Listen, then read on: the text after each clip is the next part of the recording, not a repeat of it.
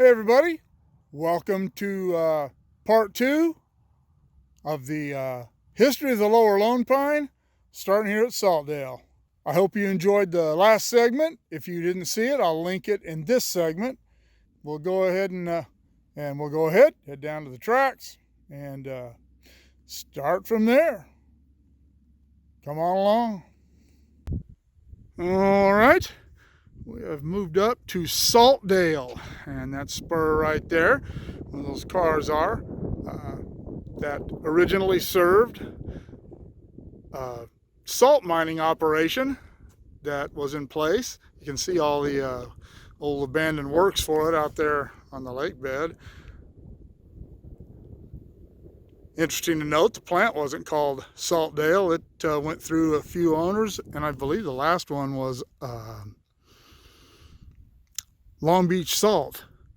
But anyway, the railroad called it Saltdale. They still do. But they still do use it, as I said. These cars, I have no idea what they bring in here. They ship these cars in here loaded.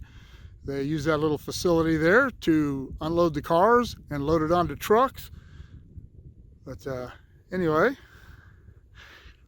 back down this way, or I should say up this way, looking up a hill, over the crest of that hill, right at a mile down the tracks there used to be a siding called Ceneda, C-E-N-E-D-A, and it served a mine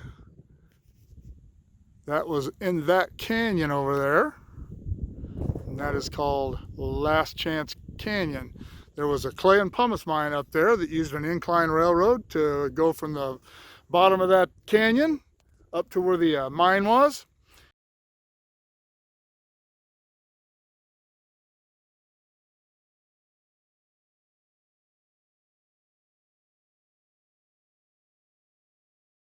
Then they would put it on trucks.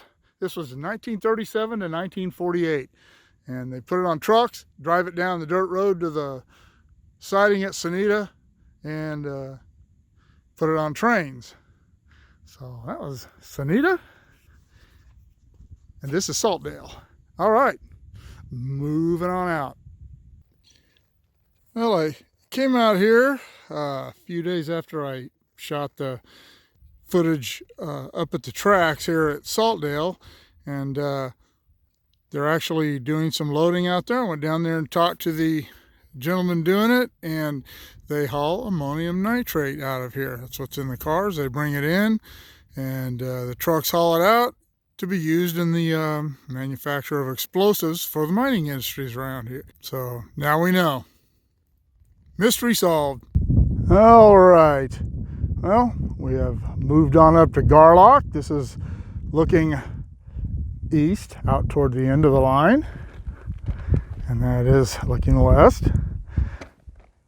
And it says in the records that there was a Y here for turning engines, and that you could still see the graded roadbed. I don't know. I've walked all the way up to that curve up there, and I haven't seen anything, so maybe it's back the other way towards the Red Rock Randsburg road cutoff. But anyway, there's the settlement of Garlock. This was originally called Cow Wells and was an overnight stop for freight teams and cattlemen as far back as the 1860s. And after that, they had a minor gold rush. I say boom, gold rush, and a guy named Eugene Garlock from Tehachapi moved a stamp mill down here to serve the Rand mining district, which is up there in those mountains. I'll also do a piece on Randsburg, Johannesburg, the Goler mining district, which is over there, and a standalone piece on Garlock at some point. So I'm not going to get too long-winded about what was here.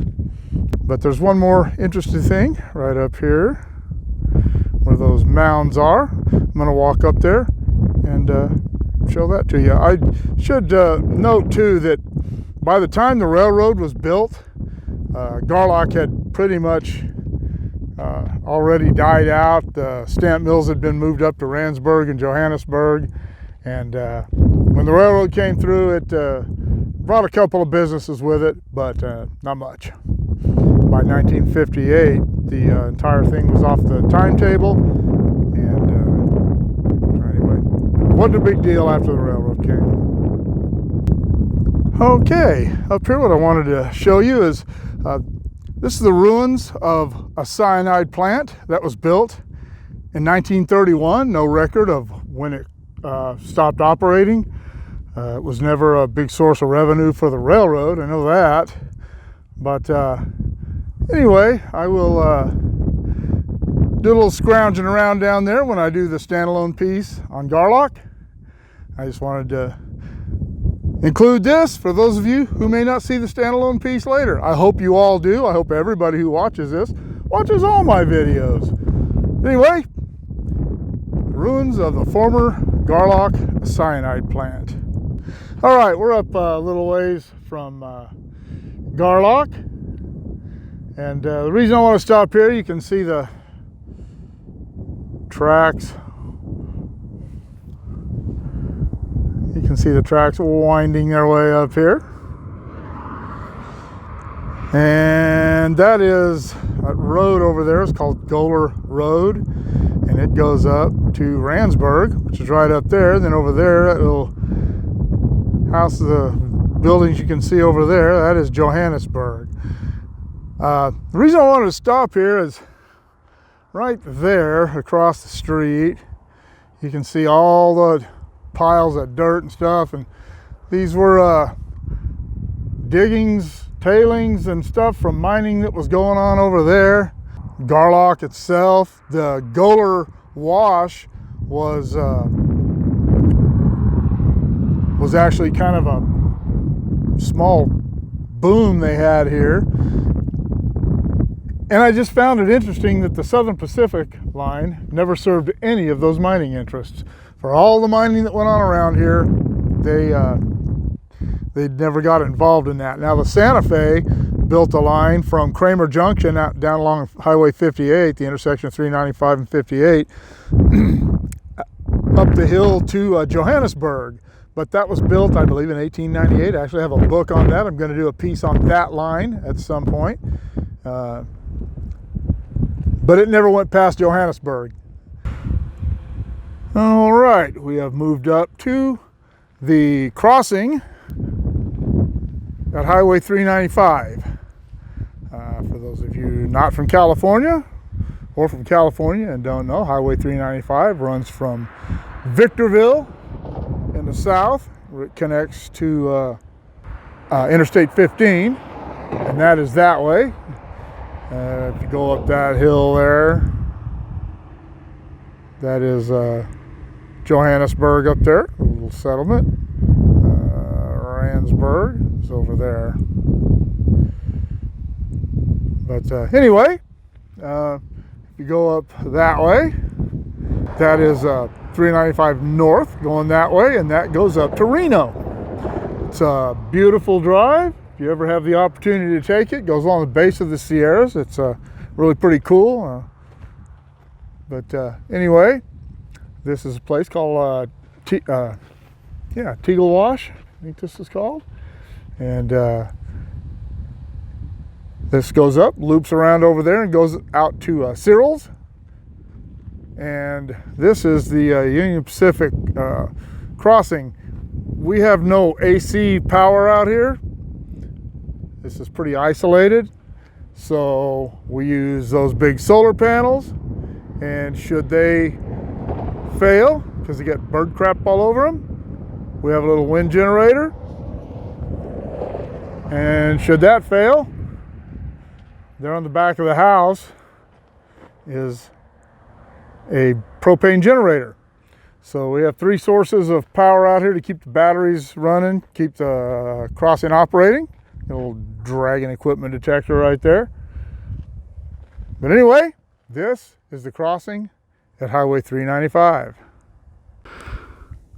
All right, we are in pretty good sized cut here. We're the shoo-fly. We're just below the crest of the line, which is up there about another, I don't know, quarter of a mile maybe. Thought was interesting here is, for some reason, they left one tie here. Everything else is gone. Makes you wonder what was wrong with that tie. Maybe it was at the end of a long job and they just said to heck with it. But anyway, this part of the shoo-fly that was built originally as the tunnel was being built, and then again during the Great Fire. Well, we've moved down a little way from the cut we were just in, looking at the old road bed here, curving around to the left. And I'm not going to go any further down towards the west end of the tunnel. It's a long way. My pickup's beat up enough. But you see that fill out there? That's where the, you see it right out there? That's where the shoo-fly went across there. You can see it where it's cut through the mountain over there. Follows around, and then over there you can actually see the tracks. And the shoo-fly connected to the tracks right over behind this hill, and then the west portal of the tunnel is about another quarter of a mile from there. This tunnel, 29, is 4,340 feet long. All right. Like I said, I'm not going to go any further down. I was going to go down to the west portal of the tunnel, but like I said, it's a long way and it takes a long time. Got to drive really slow. So I'm going to stop here and explain the fire. In February of 1981, tunnel number 29, Searles Tunnel, caught on fire. They suspected arson, but they were never able to actually prove it. And the fire department was first on the scene and they could not get it put out. They tried for a few days to get it under control, but they couldn't. So they stopped running trains, obviously. And they sealed up both ends of the tunnel to starve the fire of oxygen. And they let it sit that way for a few weeks. And they opened it back up, and as soon as they did, getting that fresh blast of oxygen, started the fire again. So they resealed it. Then they drilled some shafts down into it from the top and pumped an expanding fire suppressant, foam type, into the tunnel and filled it up with that and let it sit for, I believe, another week. And then they put temperature probes down in there, and it indicated that the fire was out. Things had cooled off. They opened it back up and the fire was out, but there was significant damage to the tunnel. And so they regraded the shoo-fly that we've been looking at and went up north of Searles, up around Lone Pine actually, and pulled a bunch of the rail out up there and brought it back down here, and that's what they built the shoo-fly with. And that was the beginning of the end for the Lone Pine branch. They weren't going to go back up there and replace that rail. And they just stopped running trains that far up, and when the work was complete in the tunnel, they pulled up the rail and the ties and the shoo-fly, except for that one tie that I showed you a minute ago, and put the tunnel back to work, and it's been that way ever since. All right, well, now let's head back down into Searles. Okay, we are standing atop the east portal of Tunnel 29, the Searles Tunnel, looking off towards the Searles yard that is looking kind of northwest, compass-wise. And off to the left, you see that string of cars over there. That is the loaded coal, waiting to be picked up, taken into the plant at Trona. And it is sitting on what was the end of the former shoo-fly. And the shoo-fly came up here, went right around there, and then there is the fill for it right there. This was a significant grade. It was 3% and a little bit over that in some places. Sorry for the wigglies. And straight out there, whoops, I'm messing my zooms up here. Straight out there is the end of track. You can see that string of cars stored out there. Take a run out there before we get out of here. And then off to the right, that string of cars there is out on the Trona Railroad. I will be doing a standalone piece on the Trona Railroad. It's an interesting little road. Goes out there to the plant at Trona where my buddy Dave works. So anyway, that is looking eastbound, compass northwest, out towards the Searles yard. Alright, this is now, we are now at the east portal, 29. You can barely see at the top of it there. And this is looking back into the Searles yard. Here is the switch for said yard. This is actually, looks isolated and but it's actually very busy out here. I'm surprised that the UP local or the Trona one aren't switching out here. There almost always seem to be train work going on out here. That is looking out towards what is now the end of the track. Move on down toward the crossing and where Searles used to be. All right, this is the crossing at Searles. Case right there I used to work in. And anyway, this is the crossing. This is looking out towards the end of track, and the cars to the right are out on the Trona Railway. I will be doing a piece on the Trona Railway. That water tank that you can see out there is that place was called Garden Station. I'm going to do, when I do the piece on Trona, I haven't figured out if I'm going to add that to the Trona and to, because I'm also going to do a standalone piece on Searles Station, here where we are. I was looking back into the yard. That's kind of a neat little history of Searles and of Garden Station. So I may just join those and do that. I don't know. Whatever I do, I will link everything together. The Trona, the Lone Pine, and Searles Station and Garden Station. So anyway, this is Searles.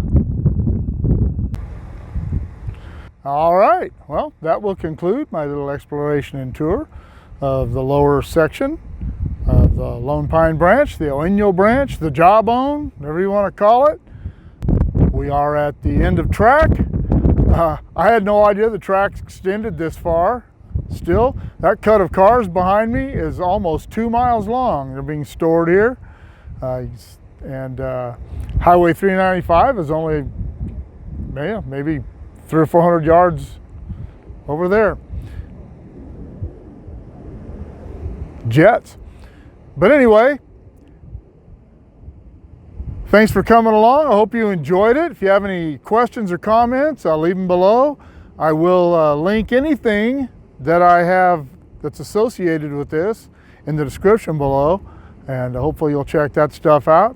And remember to like, share, and subscribe, and I will see you when I do the upper part, the abandoned part of the Lone Pine Branch. That's going to take me a while longer. That's probably going to entail at least one overnight trip, maybe even a couple of nights or a couple of trips. We'll have to see. That's way the heck up there it goes. So anyhow, once again, I hope you enjoyed it. I enjoyed doing it, and we will see you all later.